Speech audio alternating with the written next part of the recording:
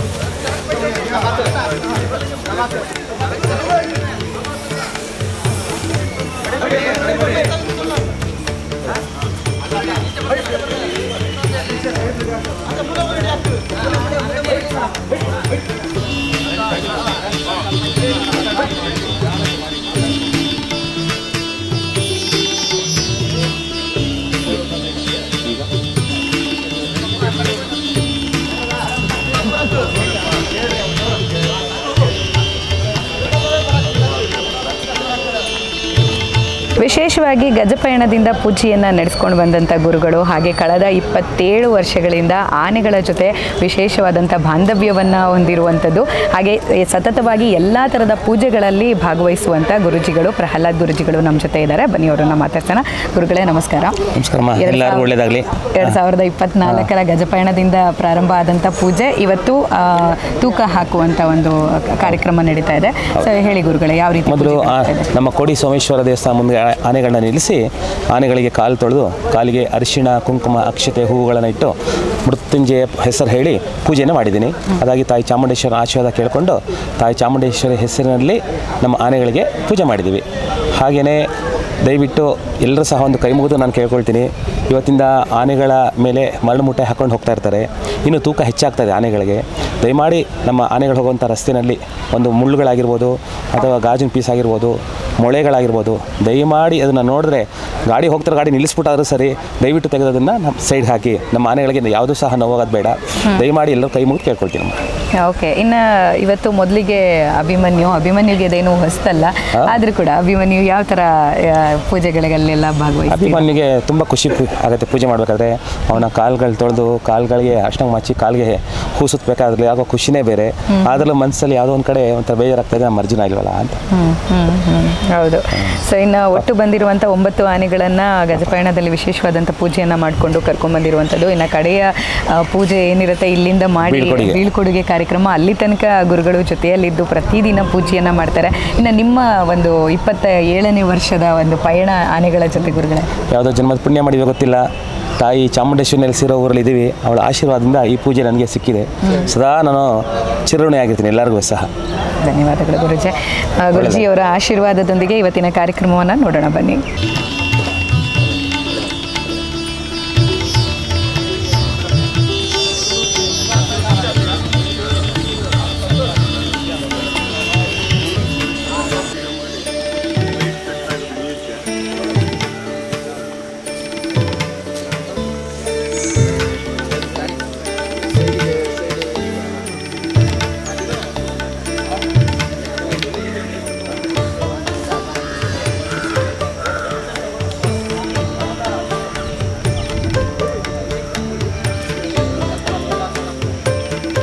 ಇವತ್ತು ನಮ್ಮ ಅರಮನೆಯ ಆವರಣದಲ್ಲಿ ಆನೆಗಳ ಮೇಲೆ ಮರಳಿನ ಮೂಟೆಯನ್ನು ಹಾಕುವಂಥ ಒಂದು ಕಾರ್ಯಕ್ರಮ ಹಮ್ಮಿಕೊಳ್ಳಲಾಗಿದ್ದು, ಮೊದಲಿಗೆ ನಮ್ಮ ಅಂಬಾರಿಯನ್ನು ಹೊರುವಂಥ ಆನೆ ಅಭಿಮನ್ಯು ಈ ಒಂದು ಭಾರವನ್ನು ಹಾಕಿಸ್ಕೊಳ್ತಾ ಇದ್ದಾನೆ. ಮರಳಿನ ಮೂಟೆಯನ್ನು ಅವನ ಬೆನ್ನಿನ ಮೇಲೆ ಹಾಕುವಂಥದ್ದು. ಯಾವ ರೀತಿ ಅರಮನೆಯಲ್ಲಿ ನಾವು ಅಂಬಾರಿ ಹೊರುವಂಥ ದಿನದಲ್ಲಿ ಅದಕ್ಕೆ ನಮ್ದ ಗಾದಿಯನ್ನು ಹಾಕಿ ಒಂದು ಭಾರವನ್ನು ಹಾಕ್ತಾರೆ, ಅದೇ ರೀತಿ ಈ ಒಂದು ಭಾರವನ್ನು ಹಾಕುವಂಥ ಕಾರ್ಯಕ್ರಮವನ್ನು ನೋಡ್ಬೋದಾಗಿದೆ. ಭಾಳಷ್ಟು ಜನ ಇದನ್ನು ಕಟ್ತಾ ಇದ್ದಾರೆ. ಸೊ ಹಗ್ಗವನ್ನು ಕಟ್ಟೋದ್ರ ಮೂಲಕ ಮೊದಲಿಗೆ ನಮ್ದ ಗಾದಿಯನ್ನು ಹಾಕಿ ಸರಿಸುಮಾರು ಎಲ್ಲ ತೂಕವನ್ನು ಸೇರಿಸ್ಕೊಂಡ್ರೆ 750 kgಗೆ ಏನು ತೂಗುವಂಥ ತೂಕವನ್ನು, ಅಂದರೆ ಆಲ್ಮೋಸ್ಟ್ ಎಲ್ಲ ಆ ಒಂದು ಹಾಕಿರುವಂಥ ದೇಹದ ಮೇಲೆ ಹಾಕಿರುವಂಥ ನಮ್ದ ಗಾದಿ, ಹಾಗೆ ಅದ್ರ ಮೇಲೆ ಹಾಕಿರುವಂಥ ಮರಳಿನ ಮೂಟೆ ಎಲ್ಲವೂ ಸೇರಿ ಸರಿಸುಮಾರು 750 kg ತೂಕವನ್ನು ಹೊಂದಿರುತ್ತೆ. ಇನ್ನು ಅದಕ್ಕೆ ಯಾವುದೇ ಥರ ಏನು ನೋವಾಗದೇ ಇರಲಿ ಚರ್ಮಕ್ಕೆ ಅನ್ನುವಂಥದ್ದು, ಹಾಗಾಗಿ ಅದರ ಕೆಳಗಡೆ ಕಟ್ಟುವಂಥದ್ದು ದಾರಕ್ಕೆ ಅದಕ್ಕೂ ಕೂಡ ಒಂದು ಗ್ರಿಪ್ಪನ್ನು ಹಾಕಿರೋದನ್ನು ನಾವು ಕಾಣ್ಬೋದಾಗಿದೆ. ಸೊ ಅದರ ಕಟ್ತಾ ಇರುವಂಥ ಕೆಳಭಾಗದಲ್ಲಿ ನಾವು ನೋಡ್ಬೋದಾಗಿದೆ ಒಂದು ಗ್ರಿಪ್ಪನ್ನು ಕಾಣಿಸ್ತಾ ಇದೆ. ಅದು ಲೆದರ್ನಿಂದ ಮಾಡಿರುವಂಥ ಒಂದು ಗ್ರಿಪ್. ಸೊ ಅದು ಏನಂತಂದರೆ ಡೈರೆಕ್ಟ್ ಹಗ್ಗ ಅದಕ್ಕೆ ಚರ್ಮಕ್ಕೆ ಯಾವುದೇ ಥರ ಒಂದು ಹಾನಿ ಮಾಡದೇ ಇರಲಿ, ಹಾನಿ ಉಂಟಾಗದೇ ಇರಲಿ ಅಂತುವಂಥದ್ದು. ಹಾಗೆ ಅದಕ್ಕೂ ಮುಂಚೆ ಅದಕ್ಕೆ ಒಂದು ಒಳ್ಳೆ ಲೂಬ್ರಿಕೇಷನ್ ಇರಲಿ, ಅಂದರೆ ನೀಟಾಗಿ ಅದು ಮೂಮೆಂಟ್ ಸಿಕ್ಕಲಿ, ಅದು ನಡೀತಾ ಇರಬೇಕಾರೆ ಅಂತ ಹೇಳಿ ಅದು ಎಲ್ಲೆಲ್ಲಿ ಆ ಹಗ್ಗವನ್ನು ಕಟ್ತಾರೆ ಅಥವಾ ಒಂದು ಲೆದರ್ ಇದು ಗ್ರಿಪ್ ಎಲ್ಲೆಲ್ಲಿ ಹೋಗುತ್ತೆ ಅಲ್ಲೆಲ್ಲ ಒಂದು ಆಯಿಲನ್ನು ಮುಂಚೆನೇ ಹಚ್ಚಿರ್ತಾರೆ. ಇದು ಇವತ್ತಿಂದ ಅಂತಲ್ಲ, ಪ್ರತಿ ಸಲ ಅದಕ್ಕೆ ಭಾರವನ್ನು ಹಾಕಬೇಕಾದ್ರೆ ಯಾವುದೇ ಆನೆಗಳಾದರೂ ಇದೇ ಒಂದು ಪ್ರೊಸೀಜರನ್ನು ಫಾಲೋ ಮಾಡುವಂಥದ್ದು. ಇನ್ನು ಆನೆಗಳ ಮಾವುತ ಕವಾಡಿಗಳು ಮತ್ತು ಕೇರ್ ಟೇಕರ್ಸ್ ಏನು ಬಂದಿರ್ತಾರೆ ಇವರೆಲ್ಲರ ಸಹಾಯದಿಂದ ಅದನ್ನು ಬಿಗಿಯಾಗಿ ಕಟ್ಟುವಂಥದ್ದು. ಯಾಕೆಂತಂದರೆ ಅರಮನೆಯಿಂದ ಬನ್ನಿ ಮಂಟಪದ ತನಕ ಇದೇ ತೂಕವನ್ನು ಹೊತ್ತು ನಡೀಲಿಕ್ಕೆ ಪ್ರಾರಂಭ ಮಾಡ್ತವೆ. ಹಾಗೆ ಈ ಆನೆಗಳಿಗೆ ಇದೇನು ಹೊಸ್ತಲ್ವಾದರೂ ಕೂಡ ಮತ್ತೆ ಆ ಒಂದು ಅಭ್ಯಾಸ ತಪ್ಪಿರುತ್ತೆ, ಮತ್ತೆ ಅಭ್ಯಾಸ ಆಗಲಿ ಅನ್ನುವಂಥ ಉದ್ದೇಶದಿಂದ ಈ ಎಲ್ಲ ತಯಾರಿಯನ್ನು ಮಾಡ್ತಾ ಇರುವಂಥದ್ದು ನಾವು ನೋಡ್ತಾ ಇದ್ವಿ. ಹಾಗೆ ನಿಮ್ಮೆಲ್ಲರಿಗೂ ಗೊತ್ತಿರೋ ಹಾಗೆ ಪ್ರತಿ ಬಾರಿ ನೋಡಿ ಅಂಬಾರಿಯನ್ನು ಕಟ್ಟೋದ್ರಲ್ಲಿ ಸದ್ಯಕ್ಕೆ ಮುಂದಾಳತ್ವವನ್ನು ವಹಿಸುವಂಥದ್ದು ನಮ್ಮ ಅಕ್ರಮ್ ಭಾಯ್. ಸೊ ಅಕ್ರಮ್ ಭಾಯ್ ಅವರ ನೇತೃತ್ವದಲ್ಲಿ ಅವರೆಲ್ಲ ಟೀಮ್ಗೆ ಗೈಡ್ ಮಾಡ್ತಾ ಇದ್ದಾರೆ ಯಾವ ಥರ ಕಟ್ಟಬೇಕು ಅಂತ. ಸೊ ಅಂಬಾರಿಯನ್ನು ಕಟ್ಟುವಂಥ ದಿನ ಕೂಡ ಅಕ್ರಮ್ ಭಾಯ್ ಇರ್ತಾರೆ. ಅವರ ಸಹಾಯದಿಂದ ಅವರೇ ಅದನ್ನು ಮುಂದಾಳತ್ವ ತಗೊಂಡು ಕಟ್ಟಿಸುವಂಥದ್ದು. ಸೊ ಇವತ್ತು ಕೂಡ ಅದೇ ಥರ ಅವರು ಎಲ್ಲೆಲ್ಲಿ ಯಾವ ರೀತಿ ಕಟ್ಟಬೇಕಾಗುತ್ತೆ, ಹೇಗೆ ಕಟ್ಟಿದ್ರೆ ಅದು ಗ್ರಿಪ್ ಆಗಿರುತ್ತೆ, ಬೀಳದೇ ಇರೋ ಹಾಗೆ. ಯಾಕಂದರೆ ಆ ಬೆನ್ನಿಗೆ ಸಮವಾಗಿ ಅದನ್ನು ಕಟ್ಟುವಂಥದ್ದು ಬಹಳ ಮುಖ್ಯ ಆಗುತ್ತೆ. ನೀವು ನೋಡ್ತಾ ಇದ್ದೀರಾ. ಇನ್ನು ಪಕ್ಕದಲ್ಲಿ ಹೋಗುವಂಥ ನಮ್ಮ ಲಕ್ಷ್ಮೀ ವರಲಕ್ಷ್ಮಿ ಕೂಡ ಅವರು ಆರಾಮಾಗಿದ್ದಾರೆ. ಇಷ್ಟು ಜೊತೆಯಲ್ಲಿ ಇವತ್ತು 9 ಆನೆಗಳು ಕೂಡ ತಾಲೀಮನ್ನು ಪ್ರಾರಂಭ ಮಾಡುವಂಥದ್ದನ್ನು ನೋಡ್ಬೋದು.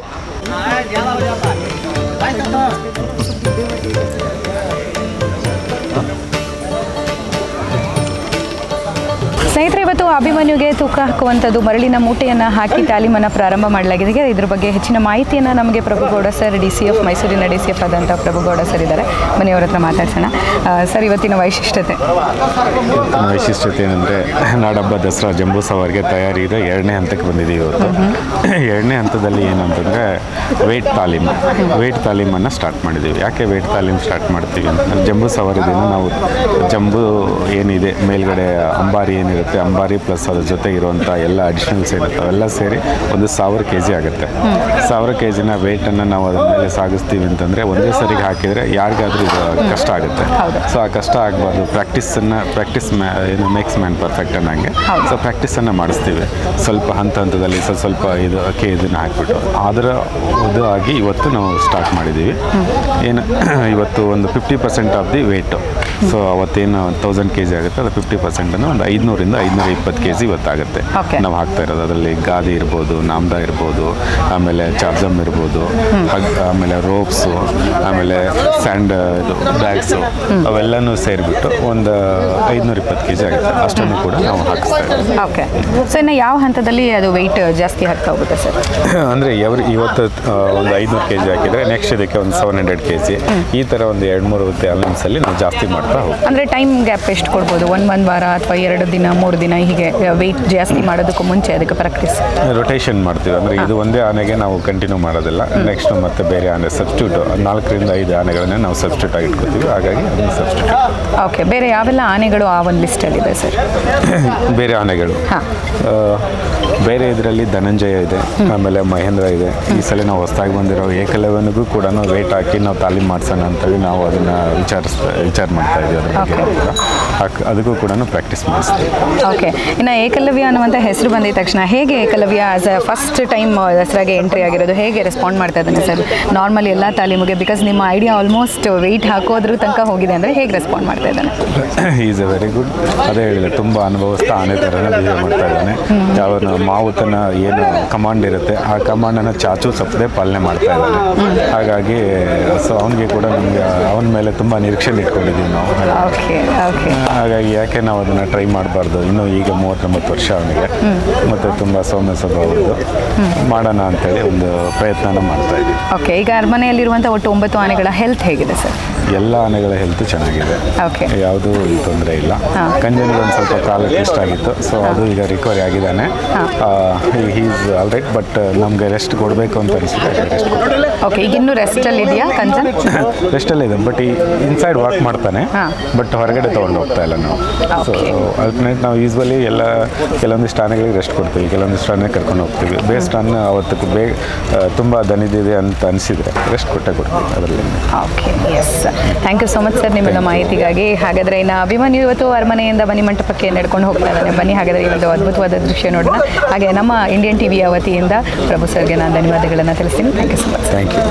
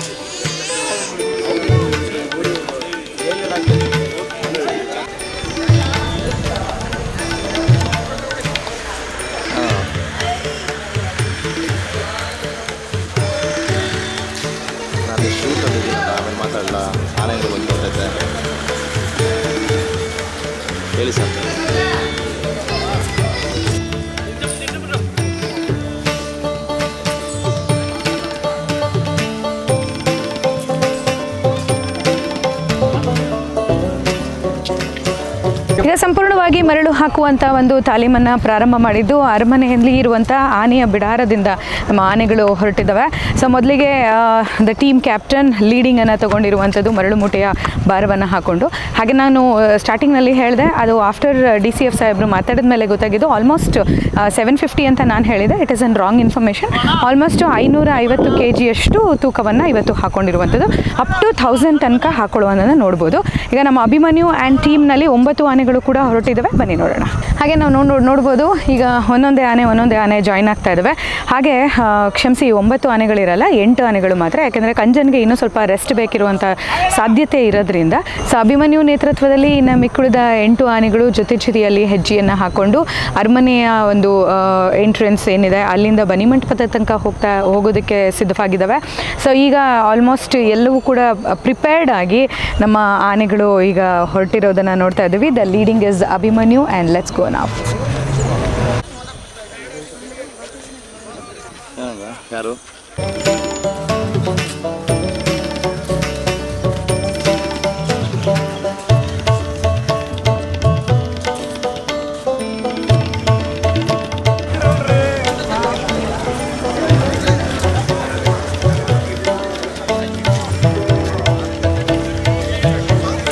ಮೈಸೂರಿನಲ್ಲಿ ಈಗಾಗಲೇ ದಸರಾ ಪ್ರಾರಂಭ ಆಗಿದೆ ಅಂತ ಹೇಳ್ಬೋದು. ಯಾಕೆಂತಂದರೆ ದಸರಾ ದಿನ ಮಾತ್ರ ಜನ ಅಲ್ಲ, ಇವತ್ತು ಕೂಡ ಜನ ಕಿಕ್ಕಿರಿದು ನಿಂತಿರೋದನ್ನು ನೋಡ್ಬೋದಾಗಿದೆ. ಪ್ರತಿಯೊಬ್ಬರ ಕೈಲಿ ಮೊಬೈಲು, ವಿಡಿಯೋ ಕ್ಯಾಮ್ರಾ ಇಟ್ಕೊಂಡು ವಿಡಿಯೋನ ಮಾಡ್ಕೊಳ್ಳೋದಕ್ಕೆ ಸಿದ್ಧ ಆಗಿದ್ದಾರೆ. ಈಗ ನಮ್ಮ ಅರಮನೆ ಎಂಟ್ರೆನ್ಸಿಂದ ಆನೆಗಳು ಬರೋದು ಸಿದ್ಧವಾಗಿದ್ರೆ ಇನ್ನು ಅದನ್ನು ನೋಡೋದಕ್ಕೆ ಜನ ಸಾಗರವೇ ಕಾಯ್ತಾ ಇರೋದು. ನಿಜವಾಗ್ಲೂ ಇದೊಂಥರ ಸಂಭ್ರಮ ಅಂತ ಹೇಳ್ಬೋದು. ಹಾಗೆ ಇವತ್ತು ನಮ್ಮ ಅರಮನೆಯಲ್ಲಿ ಆನೆಗಳನ್ನು ಬರ್ತಾ ಇರೋದನ್ನು ವಿಡಿಯೋ ಕ್ಯಾಪ್ಚರ್ ಮಾಡೋದಕ್ಕೆ ಭಾಳಷ್ಟು ಜನ ಇದ್ದಾರೆ. ಸೊ ಅವಿಂದು ವಿಡಿಯೋನ ಮಿಸ್ ಮಾಡಿದೆ, ನೀವು ನೋಡಿ. ನಾನು ಇಲ್ಲಿದ್ದಲ್ಲಪ್ಪ ನಿನ್ಕೊಂಡು ನಾನು ಒಬ್ಬನೇ ಕಾಣೋದು ಗುರುವೇ.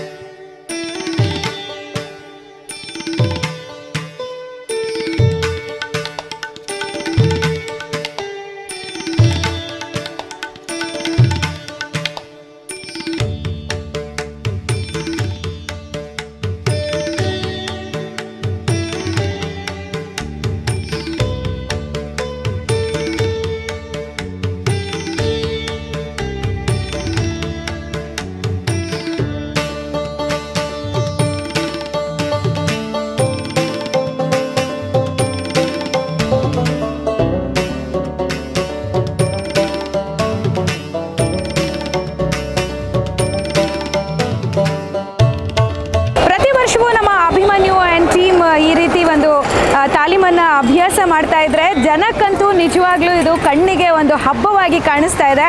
ಹಾಗೆ ನಾವು ನೋಡ್ತಾ ಇದ್ದಾಗೆ 4 ವರ್ಷಗಳ ನಮ್ಮ ಅನುಭವದಲ್ಲಿ ಈ ವರ್ಷ ಅಂತೂ ಅತಿ ಹೆಚ್ಚಿನ ಜನ ಕಿಕ್ಕಿರಿದು ಎಲ್ಲರೂ ಕೂಡ ಟೈಮಿಂಗ್ ತಿಳ್ಕೊಂಡು ಬರ್ತಾ ಇರೋದನ್ನು ನಾವು ನೋಡ್ಬೋದು. ಸೊ ಯಾವ ಒಂದು ಸಮಯದಲ್ಲಿ ಆನೆಗಳು ವಾಕಿಂಗ್ ಬರ್ತವೆ ಆ ಸಮಯದಲ್ಲಿ ನಾವು ನೋಡಲೇಬೇಕು ಅಂತ ಹೇಳಿ ರೋಡಿನ ಬದಿಗಳಲ್ಲಿ ಬಂದಿರುವಂಥದ್ದು. ಮತ್ತು ನಿಜವಾಗ್ಲೂ ಇದು ನಮ್ಮ ಆರಕ್ಷಕ ಸಿಬ್ಬಂದಿಗಳಿಗೂ ಒಂದು ತಲೆನೋವಾಗಿ ಕಾಣಿಸ್ಕೊಳ್ತಾ ಇದೆ. ಯಾಕೆಂತಂದರೆ ಎಲ್ಲರನ್ನ ಅವಾಯ್ಡ್ ಮಾಡಬೇಕು, ಟ್ರಾಫಿಕನ್ನು ಅವಾಯ್ಡ್ ಮಾಡಬೇಕು, ಜನರನ್ನು ಅವಾಯ್ಡ್ ಮಾಡಬೇಕು. ಇದೆಲ್ಲವೂ ನಿಜ ಬಹಳಷ್ಟು ಕಷ್ಟಕರವಾಗಿದ್ದರೂ ಕೂಡ ತುಂಬ ಯಶಸ್ವಿಕರವಾಗಿ ನಮ್ಮ ಎಲ್ಲ ಟೀಮ್ ಅಂದರೆ ಫಾರೆಸ್ಟ್ ಡಿಪಾರ್ಟ್ಮೆಂಟ್ ಆಗಿರ್ಬೋದು, ಪೊಲೀಸ್ ಡಿಪಾರ್ಟ್ಮೆಂಟ್ ಆಗಿರ್ಬೋದು, ಹಾಗೆ ಟ್ರಾಫಿಕ್ ಪೊಲೀಸ್ನವರು ಎಲ್ಲರೂ ಕೂಡ ಆ ಒಂದು ಜವಾಬ್ದಾರಿಯನ್ನು ನಿರ್ವಹಣೆ ಮಾಡ್ತಾ ಇದ್ದಾರೆ. ಇದರ ಜೊತೆಯಲ್ಲಿ ಈಗ ಏನು ಅರಮನೆಯಿಂದ ನಮ್ಮ ಅಭಿಮನ್ಯು ಆ್ಯಂಡ್ ಟೀಮ್ ನಡ್ಕೊಂಡು ಬರಲಿಕ್ಕೆ ಪ್ರಾರಂಭ ಮಾಡ್ತು, ಒಂದು KR ಸರ್ಕಲ್ ಮಾರ್ಗವಾಗಿ ಅದನ್ನು ದಾಟಿ ಸಯಾಜಿರಾವ್ ರೋಡನ್ನು ದಾಟಿ ಈಗ ಮೈಸೂರಿನ ಆಯುರ್ವೇದಿಕ ಸರ್ಕಲ್ ಏನಿದೆ ಅದನ್ನು ದಾಟಿ ಈಗ ಮುನ್ನಡೀತಾ ಇರುವಂಥದ್ದು. ಅಭಿಮನ್ಯುಗೆ ಇದು ನಿಜವಾಗ್ಲೂ ಒಂದು ಸೂಪರ್ ಅಭ್ಯಾಸ ಆಗಿದೆ. ಆಲ್ರೆಡಿ ಭಾರ ಅವನಿಗೆ ಏನೂ ಅಲ್ಲವೇ ಅಲ್ಲ, ಚೆನ್ನಾಗಿ ಅವನು ಭಾರವನ್ನು ಹಾಕ್ಕೊಂಡು ಹೆಜ್ಜೆಯನ್ನು ಇಡೋದು ಅಭ್ಯಾಸ ಮಾಡ್ಕೊಂಡಿದ್ದಾನೆ. ಬನ್ನಿ ಹಾಗಾದರೆ ನಮ್ಮ ಈ ಒಂದು ಗಜಪಡೆಯ ತಾಲೀಮ್ ವಿಶೇಷವಾಗಿ ನಿಮ್ಮ ಮುಂದೆ.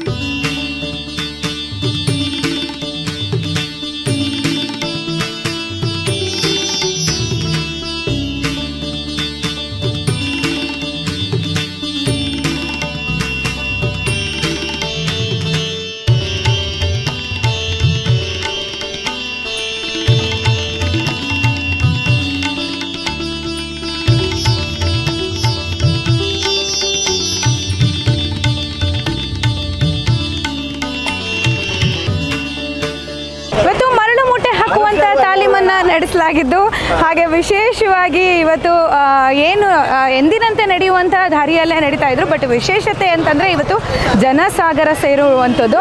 ಹಾಗೆ ಅದರ ಜೊತೆಯಲ್ಲಿ ಮೈಸೂರಿಗೆ ಬಂದಂಥ ಮೊದಲನೇ ದಿನದಿಂದ ಏನು ನೆನೆ ತನಕ ಏನೇ ಒಂದು ಭಾರವಿಲ್ಲದೆ ನಮ್ಮ ಆನೆಗಳು ನಡೀತಾ ಇತ್ತು. ಇವತ್ತು ಮೊದಲನೇ ಬಾರಿಗೆ ಅಭಿಮನ್ಯು ಭುಜದ ಮೇಲೆ ಅಂದರೆ ಅವನ ಬೆನ್ನಿನ ಮೇಲೆ ಭಾರ ಹಾಕಿರುವಂಥದ್ದು.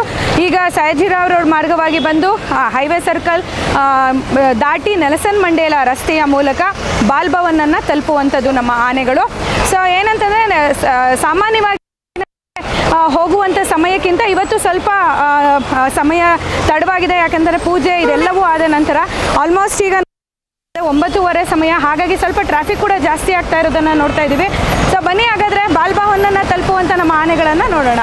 ಬಂದಿರುವಂಥ ಎಲ್ಲ ಆನೆಗಳು ಬಹಳಷ್ಟು ಎಕ್ಸ್ಪೀರಿಯನ್ಸನ್ನು ಹೊಂದಿದ್ದು ಈಗ ಆಲ್ರೆಡಿ 1 ಅಥವಾ 2 ವರ್ಷಗಳು ಅಥವಾ ಅದಕ್ಕಿಂತ ಹೆಚ್ಚಿನ ವರ್ಷಗಳನ್ನು ದಸರಾದಲ್ಲಿ ಅನುಭವ ಪಡ್ಕೊಂಡಿರೋದ್ರಿಂದ ಏನೇ ಜನಸಂದಣಿ ಇದ್ದರು, ಏನೇ ಜನ ಕೂಗ್ತಾ ಇದ್ರು, ಟ್ರಾಫಿಕ್, ಆರನ್, ಗಾಡಿಗಳು, ಲಾರಿಗಳು ಇವೆಲ್ಲವೂ ಕೂಡ ಬಹಳಷ್ಟು ಬಗೆಯಲ್ಲಿ ಇದ್ದರೂ ಕೂಡ ಇಂಥ ಎಷ್ಟೇ ಒಂದು ಶಬ್ದ ಇರಲಿ, ಹಾರನ್ಸ್ ಇರಲಿ, ಏನೇ ಇದ್ದರೂ ನಮ್ಮ ಆನೆಗಳು ವಿಚಲಿತವಾಗದೆ ದಿಟ್ಟ ಹೆಜ್ಜೆಯನ್ನು ಇಟ್ಕೊಂಡು ಯಾವುದೇ ಥರ ಡಿಸ್ಟರ್ಬ್ ಆಗ್ತಾ ಇಲ್ಲ. ಅವಕ್ಕೆ ಏನು ಕೆಲಸವನ್ನು ವಹಿಸಿದ್ದಾರೆ ಅಂದರೆ ಅದು ನಡ್ಕೊಂಡು ಈ ದಾರಿಯಲ್ಲಿ ಹೋಗಬೇಕು ಅನ್ನೋದಿದೆ, ಅದನ್ನು ಅಷ್ಟೇ ನೀಟಾಗಿ ಫಾಲೋ ಮಾಡಿಕೊಂಡು ಆನೆಗಳು ಹೋಗ್ತಾ ಇರುವಂಥದ್ದು. ಆ್ಯಂಡ್ ದಿಸ್ ಶೋಸ್ ದ ಏನಂತಂದರೆ ನಮ್ಮ ಆನೆಗಳಿಗೆ ಇರುವಂಥ ಎಕ್ಸ್ಪೀರಿಯನ್ಸ್ ಮತ್ತು ಪ್ರಾಕ್ಟೀಸ್, ಇದನ್ನು ನೋಡ್ಬೋದಾಗಿದೆ. ಆನೆ ಮೇಲೆ ಹತ್ತಿರೋದು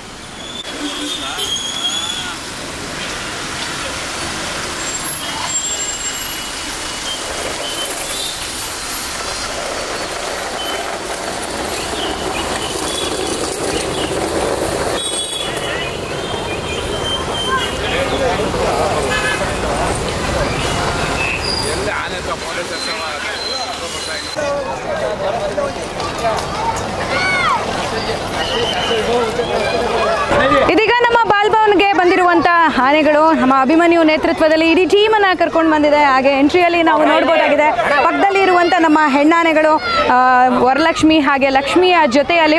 ಸೊ ಇದೇ ಮಾದರಿಯಲ್ಲಿ ಆಲ್ಮೋಸ್ಟ್ ಅಂಬಾರಿಯ ದಿನ ಕೂಡ ಬರುವಂಥದ್ದು, ಅಂಬಾರಿಯನ್ನು ಹೊತ್ತು ಈ ಒಂದು ಜಾಗಕ್ಕೆ ಬರುವಂಥದ್ದು, ಪಕ್ಕದಲ್ಲಿ ನಮ್ಮ ಹೆಣ್ಣಾನೆಗಳ ಜೊತೆ ಬರುವಂಥದ್ದು. ಸೊ ದಸರಾ ದಿನವೂ ಕೂಡ ಸೇಮ್ ಇದೇ ಪ್ಯಾಟ್ರನನ್ನು ಫಾಲೋ ಮಾಡ್ಕೊಂಡು ಹೋಗುವಂಥದ್ದು.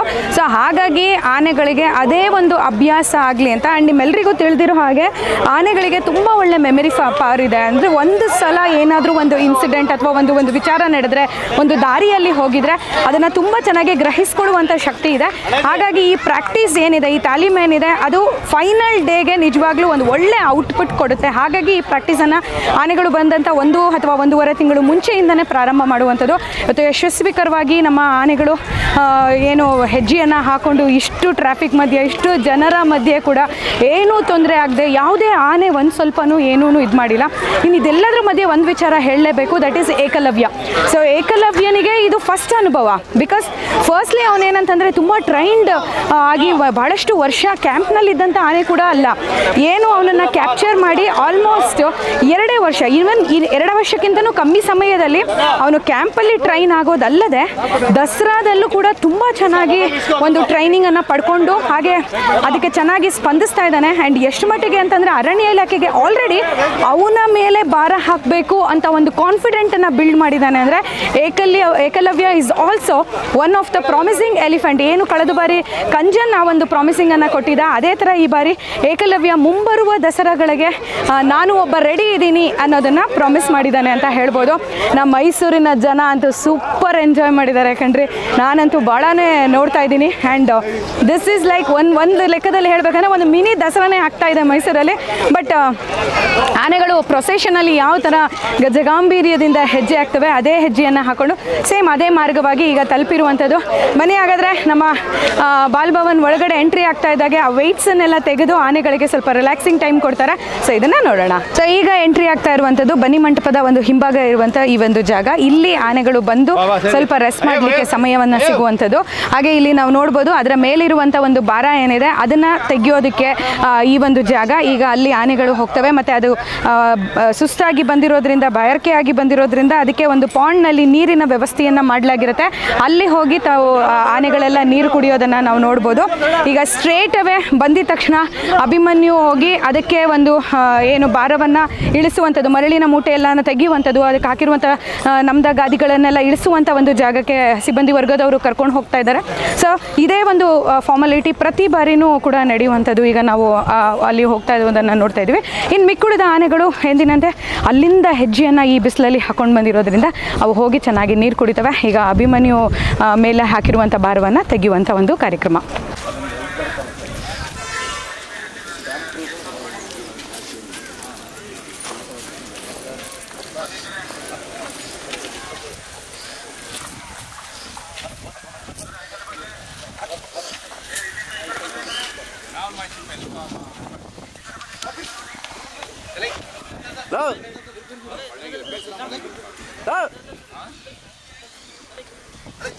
ಆಗಲ್ಲ, ನಾನು ಫೋನ್ ಮಾಡ್ರೆ ಕೊಂಚ ಡ್ಯೂಟಿ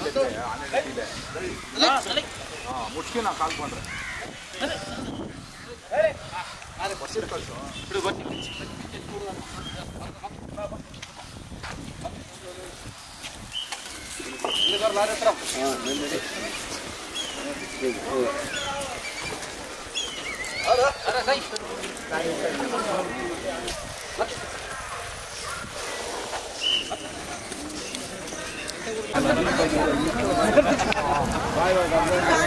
ಬರಬೇಕು ಅಂತಾರೆ ಇಂಟೆನ್ಷನ್.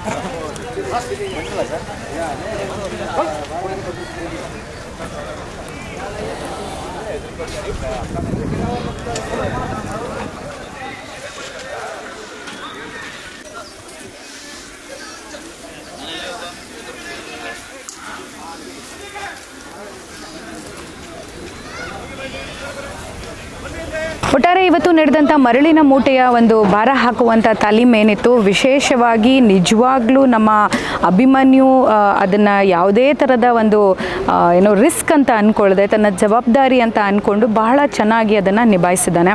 ಸೊ ಏನು ಅರಮನೆಯಿಂದ ಪ್ರಾರಂಭವಾದಂಥ ಈ ಒಂದು ತಾಲೀಮು ರೋಡಿನಲ್ಲಿ ನಿಮಗೆ ಹೇಳಿದ ಹಾಗೆ KR circle, Sayajirao road, Ayurvedic circle, ಹಾಗೆ ಹೈವೇ ಸರ್ಕಲ್, ತದನಂತರ ಅದೇ ಮಾರ್ಗವಾಗಿ ಬನ್ನಿ ಮಂಟಪವನ್ನು ಅಂದರೆ ಬಾಲ್ಭವನನ್ನು ತಲುಪಿದಂಥದ್ದು. ಈಗ ಅದನ್ನು ಮರಳು ಮೂಟೆಯನ್ನು ಎಲ್ಲ ತೆಗೆದು ಆನೆಗಳಿಗೆ ಸ್ವಲ್ಪ ರಿಲ್ಯಾಕ್ಸೇಷನನ್ನು ಕೊಡುವಂಥದ್ದು. ಇನ್ನು ಈ ಭಾಗಕ್ಕೆ ಬಂದಿದ ತಕ್ಷಣ ಆನೆಗಳೆಲ್ಲ ಇಷ್ಟು ದೂರದಿಂದ ನಡೆದಿರ್ತವೆ. ಸೊ ಅದ್ರ ಬಾಯಾರಿಕೆಯನ್ನು ನೀಗಿಸ್ಕೊಡುವಂಥದ್ದು, ಸ್ವಲ್ಪ ಹಸುವನ್ನು ಸುತ್ತಮುತ್ತಲೂ ಇರುವಂಥ ಆ ಒಂದು ಹಸಿರೇನಿದೆ ಅದನ್ನೆಲ್ಲ ಮುರ್ಕೊಂಡು ತಿನ್ನೋದ್ರ ಮೂಲಕ ತಮ್ಮ ಹಸಿವನ್ನು ನೀಗಿಸ್ಕೊಳ್ಳೋದನ್ನು ನೋಡ್ಕೋಬೋದಾಗಿದೆ.